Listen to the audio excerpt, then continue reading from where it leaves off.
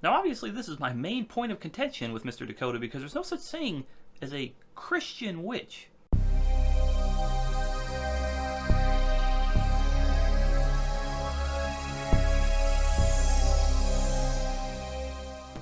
How's it going, Truthers? This is Ben here, and today we're going to be taking a look at a video called How to Become a Witch by Dakota Hendricks. Now Dakota Hendricks I became aware of through a video called Ask a Gender Terrorist. Fairly interesting. Apparently Dakota Hendricks is a trans person, or considers himself to be a trans person. There's a video that I can make about that entirely by itself, and I may in the future. But another video that I came across of his, or I guess he would consider himself a her. I don't think she likes pronouns. Anyways, regardless, it's a man, so we're going to call him a man. Well, Dakota apparently is also a witch, and he is here to tell you how to become a witch. Now, the reason I'm actually talking about this video is not because of the witch part. You know, witches they're kind of like the New Age, and in many ways they're a part of the New Age. Witchcraft is fluid. It's amorphous. It takes of anything that it wants to. It's like water. It will fill, you know, anything that it comes into, any cup or bowl, any surface it's on. It spreads out. It's just a mush. So there's no structure to it. It's very open-ended. You get to interpret it like you want to, which obviously I would have issues with. But I usually wouldn't address a video like this. But the reason I am is because Dakota mentions Christianity many times. And he says, well, there's many different ways to be a witch. You can be a Christian witch, or you can be a Muslim witch, or you can be an atheist witch, or you can be a New Age witch. There's many different things that Dakota mentions in terms of your version of witchcraft, but obviously the one I'm taking issue with is the Christian witch. Now, for many, many reasons, and we could go on for hours and hours, we're going to talk about why, or I guess we could talk about why, Christian witches don't exist, or at least they shouldn't exist. You can't be a Christian and a witch at the same time, at the same way, and in the same place. That's the law of non-contradiction that you're violating. But before I get too far ahead of myself, let me take a look at Dakota and see what he says that I disagree with specifically. Now, we're not going to go over the whole video because that, again, would take forever, and there's only a couple of parts that I want to comment. So we're going to watch it, and I'm going to jump back and forth and comment on the parts that I find or take issue with. All right, here we go. You think. Number one, if you believe you're a witch, you're a witch. Done. Congratulations. Welcome to the witch hood. So, no, but seriously, like, you know, you have a lot of people who make it all about blood and hereditary and blah, blah. Okay, well, we're stopping pretty soon. Apparently, if you think you're a witch, then you're a witch. I didn't know it was that easy. Apparently, you don't really have to practice anything or follow any traditions or hold to any sacred texts or have any spiritual exercises that you do. If you think you're a witch, then you're a witch. Now, obviously, there are other witches that would disagree with Dakota's version of being a witch, but then again, that's part of the problem, is that your version of witchery, we'll call it, your form of spirituality doesn't have to form or fit any other molds that we find coming from anybody else. So if your version of witchcraft is different than somebody else's version of witchcraft, it's really irrelevant. Because even if you argue, you get to the point where you realize there's no subjective foundation to start from to be a witch. So I just think it's interesting that Dakota's version of being a witch is, hey, if you think you're a witch, then you're a witch, versus somebody else who maybe has what they would consider a bloodline of witches, you know, or a tradition, or they would have ancestors that he'll talk about later that have been following the witch religion or the practice of witches for a long time. They would disagree with Dakota. So I just think it's interesting. I wanted to comment for a second that the witchcraft is just very unstable, and it can be pretty much what you want it to be. It's like a postmodern version of religion. Very unstable. There are Satanist witches, there are satanic witches, there are atheist witches, there are Christian witches, there are secular witches, there are non-associated witches, there are Jewish witches, there are Italian witches, there are Mexican witches. You can be whatever you want. It's really just that, you know, you do it in a way that works for you. Now, obviously, this is my main point of contention with Mr. Dakota, because there's no such thing as a Christian witch. They don't exist. Those two things, Christian and witch, are diametrically opposed. They don't go together. You can't blend them. And one reason is because, like we heard from Dakota, and if you watch the entirety of the video, you'll find out that witchcraft is more of a postmodern religious idea. And I know he said that it's not a religion, it's just a practice. But the idea that, witchcraft is just this thing that you do that has no foundational support, the idea that that could be blended together with an objective standard of morality, tradition, and sacred text seems contradictory. For instance, let's look at the statement, John 14:6. Jesus says, "I am the way, the truth, and the life. No one comes to the Father except through me." That is an objective statement about salvation. He's not saying, "Oh yes, truly, I say to you, I am the way, the truth, and the life, if you feel like following me. But if you don't feel like following me, feel free to follow Buddha. Feel free to follow Muhammad. Feel free to follow anybody else. They'll get you to God. They'll get you to the Father." No, that's not what he says. What he says is, this is the only way, and it is through me. That is the objective standard. And we know that it's the objective standard because obviously Christ claims to be God. We look at John chapter 8, and he says, "I am," claiming that he was God, speaking to Abraham. And so we know that through reading the scriptures and the Gospels and the rest of the New Testament, along with the Old Testament, that Christ is claiming to be God.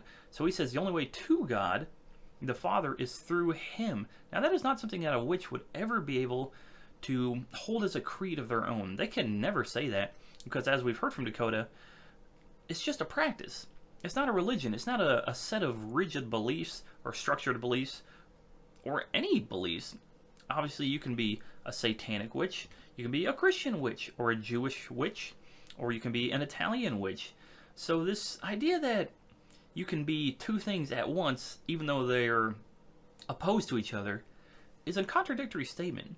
So obviously, I don't think any of those, the other ones, at least the monotheistic ones that he mentioned, go together with witchcraft, because they would all hold objective standards of their own that you would have to follow in order to be part of their religion. And obviously Christianity, being the one that I would represent, I would say there is no way that they can go together. It's just impossible. Now, Dakota mentions one of the problems that you're going to have when you become a witch, especially if you've left a monotheistic religion, is that you're going to be trying to find deities, or you're going to be going to people for them to tell you who your goddess is, or who your, depending on who you ask, maybe an ascended master. You might run into a New Age witch.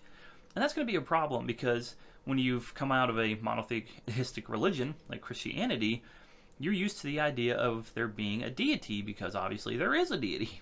His name is God, or Trinity, Father, Son, Spirit.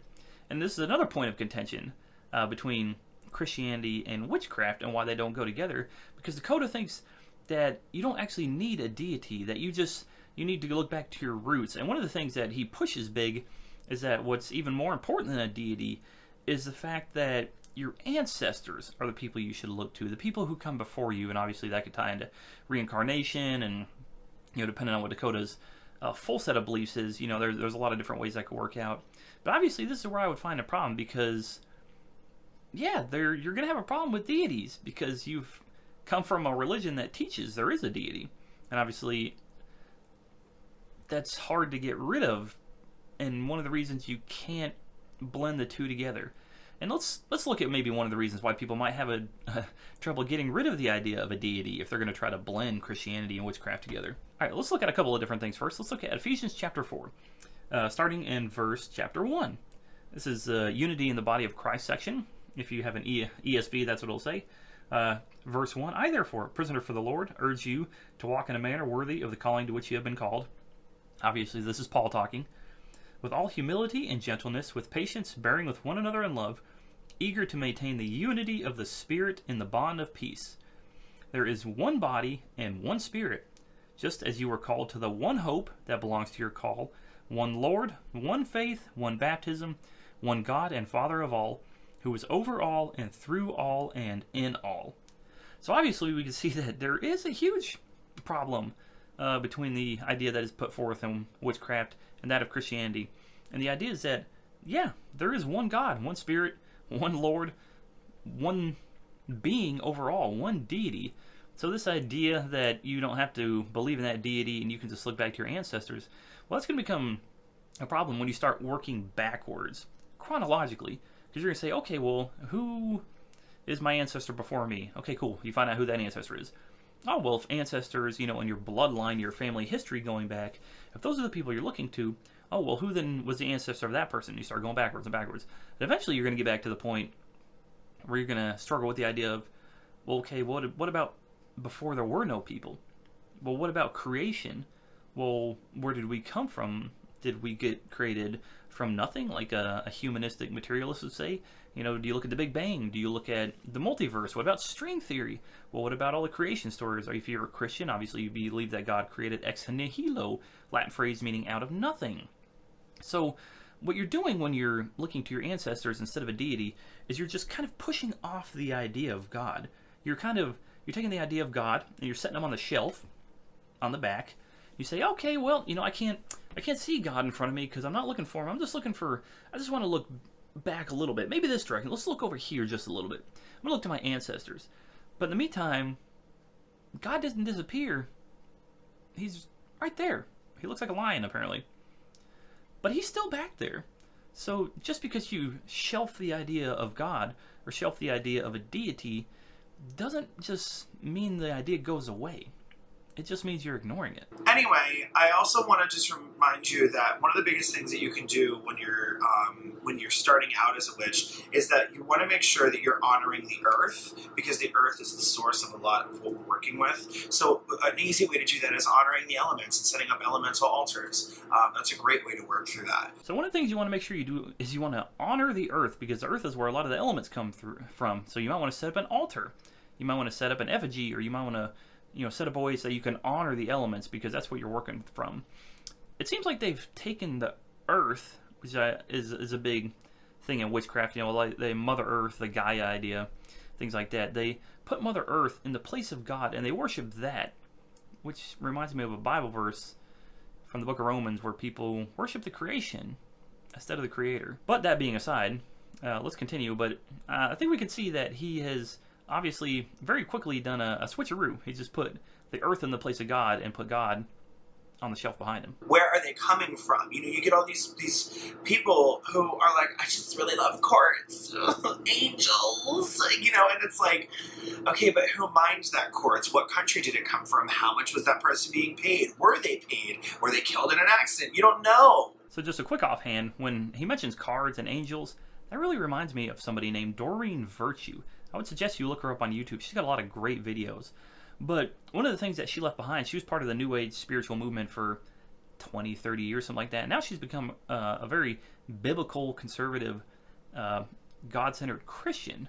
And she talks a lot about cards, and she mentions, even recently on one of her Instagram posts, that she's sorry that her cards are still in circulation and that they're being sold against her will, but they're out there, so they're being sold.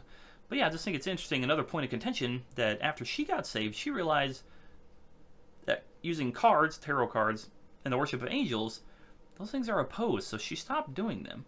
It's an interesting fact. Girl, really? Like, get your feet dirt. Get in the land around you. Really honor that land, Whether it's desert, whether it's ocean, whether it's, mountain, whether it's forest, doesn't matter. You need to honor it.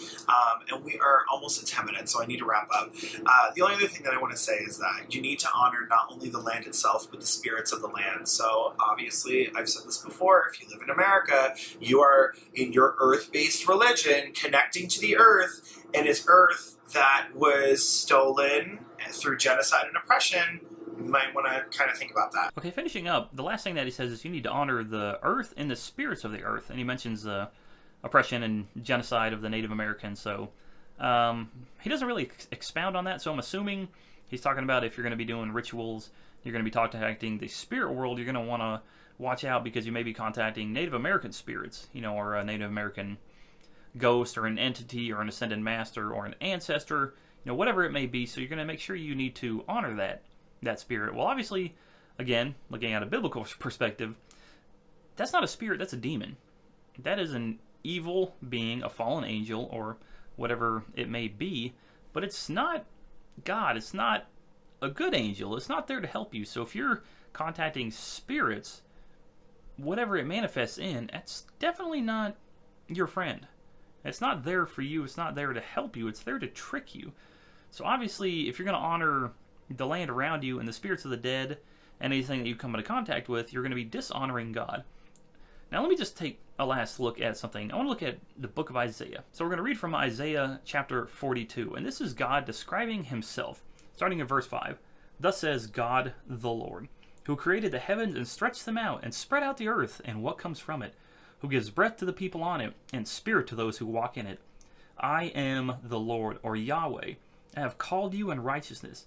I will take you by the hand and keep you. I will give you as a covenant for the people, a light for the nations, to open the eyes that are blind, to bring out the prisoners from the dungeon, from the prison those who sit in darkness. Talking about Israel. I am Yahweh. That is my name. My glory I give to no other, nor my praise to carved idols.